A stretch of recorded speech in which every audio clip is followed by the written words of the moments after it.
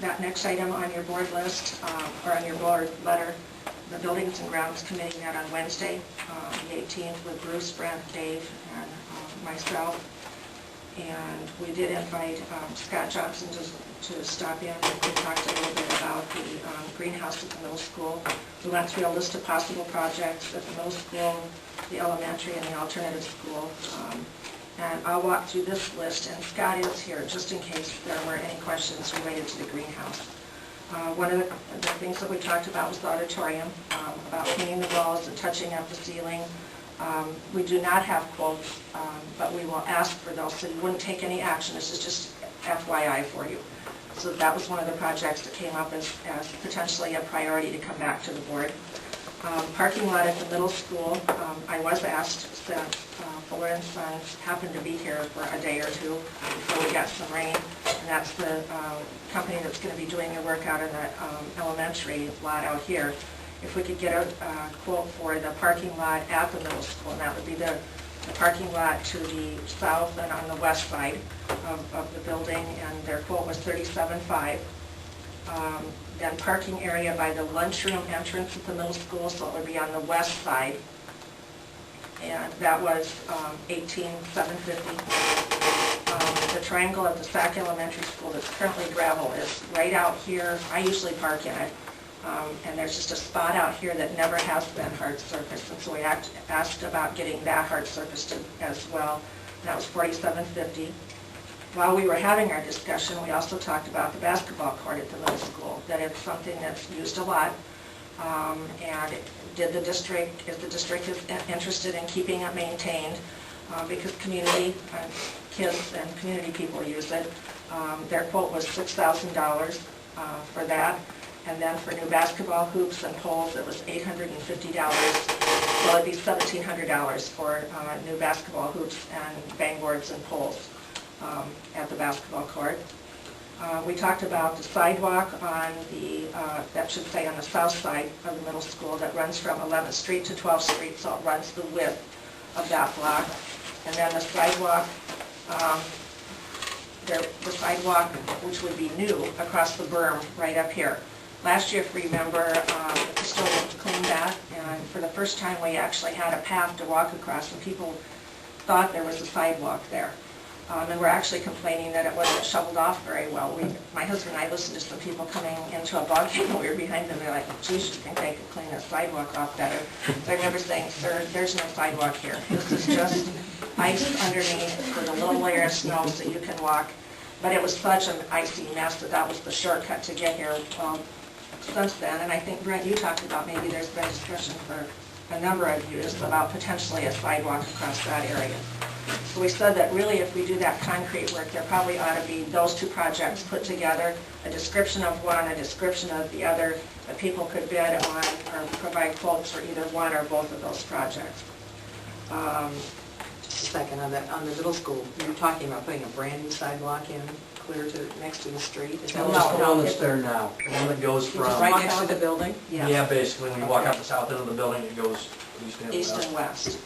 It's all busted down. And it's really bad. And it's only, I think, 3.5 foot wide or something, a lot wider and better. I think the grass is a little top of it. So you walk out of those steps and it's just that sidewalk. Right, I usually cut in that way, so, yeah, I just was hoping more talking about a brand new... No, we're not talking about the No. one on the street.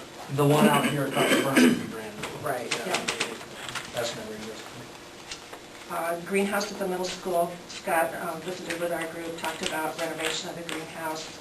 Estimates are that it'll probably take about $15,000 to $20,000 to fully restore it to operational use.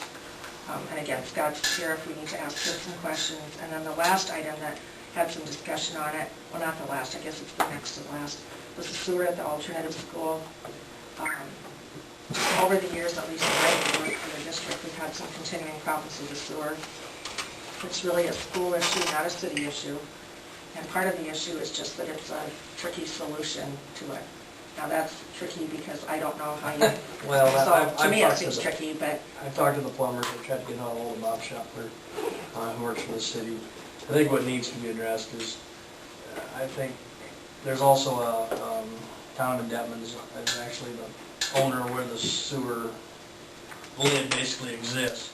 I think we need to actually have 3 or 4 people all sit down together and discuss what the best alternative is for it. Part of the problem is, the plumbers all think, and so does the city in general, I don't want to speak for them, but they think that the freezing is occurring at the manhole cover itself. And then it freezes both the city side, and then it starts backing up, freezing the sewer coming from the alternative school. The problem with that is it's not like a well pit out in the country that you could cover it with bales of hay, because that would probably work, but it's right in the middle of Donovan Detman's approach and driveway. I mean, it's how you get to his place. So, I don't know the best solution, but I think Donovan has to be involved in it, the city does too. Donovan on 13th Street?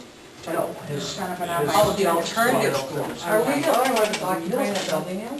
Yes, Really? yep, have been for quite a long time. Where's one? Yeah, they were gone a long time. Really? They were gone, yeah, at least 4 years ago or more. Oh, yeah. So, I think that needs to be discussed. I mean, this summer would probably be a good time to at least try something different, whatever that different thing is, I'm not sure. Bruce is, I wouldn't call it his wit's end, but it didn't happen so much last year, but 2 years ago it was horrible. It happened 6 or 8 times that they had to thaw it out. Can I ask you why that's a school problem, not a city problem, when the building belongs to the city? The building belongs to us. It does belong to us Yeah. now?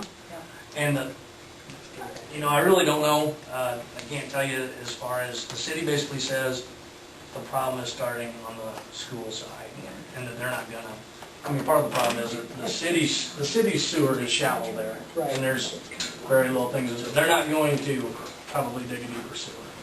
So, So that's the your building problem. to there, we're responsible if it was from the street there, they'd be responsible. Yeah, but the problem with it is that the sewer itself is just, the city sewer is not deep enough, and they're not gonna redig the whole thing, because I mean, it's probably shallow all the way past, as I guess, it's probably past the furniture store and everything is still shallow there. So, it only happens when it gets really cold. Actually, Bruce says after it warms up a day or two after it's been really cold, which doesn't make a lot of sense either. So, but I think Donovan has to be a part of it, because there are a few things that you can try, but not with the current system the way it is right now. So, What about the grease trap at the middle school? Did we have to put one of those in?